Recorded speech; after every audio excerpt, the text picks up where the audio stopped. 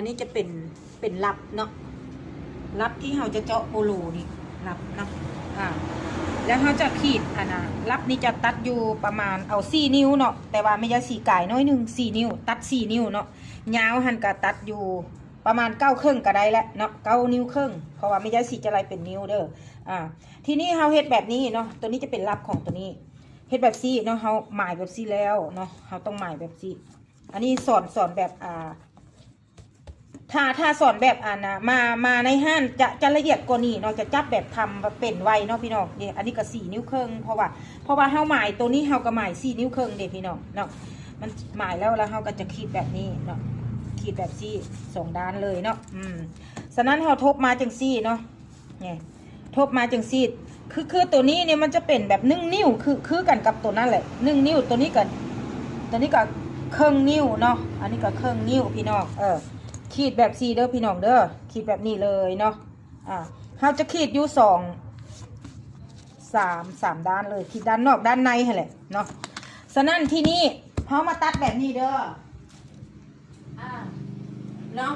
เขามาตัดออกพี่น้องเด้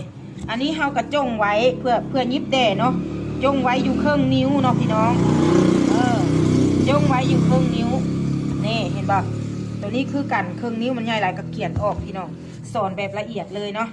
เดี๋ยวเอาอีกตัวหนึ่งก่อนเพราะว่ามันจะคู่กันเนาะ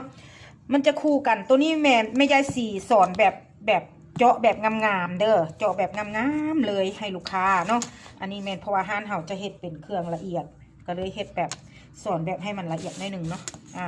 นี่ขีดแบบซี่เลยเนาะเด้ขีดแบบซี่เลยทุกคนเนาะน้องๆนักเรียนคนใหม่เนาะที่ว่าบททันได้เก่งนะให้เบิ่งเป็นบทเรียนไว้เนาะเพื่ออยากเอาไปนำไส้ถ้าผู้ใดมักเนาะที่ว่าไม่ใช่สีสอนเนาะมักก่อเฮ็ดตามเนาะใครบ่มักก่อเลื่อนผ่านบ่เป็นอย่างเนาะขีดลงมาเลยพี่น้องเนาะขีดลงมาเลยเนาะทางในทางนอกขีดมาแล้วก็มาตัดออกจงครึ่งหนึ่งคือเก่าพี่น้องนี่เห็นป่ะจะเป็นแบบนี้เนาะ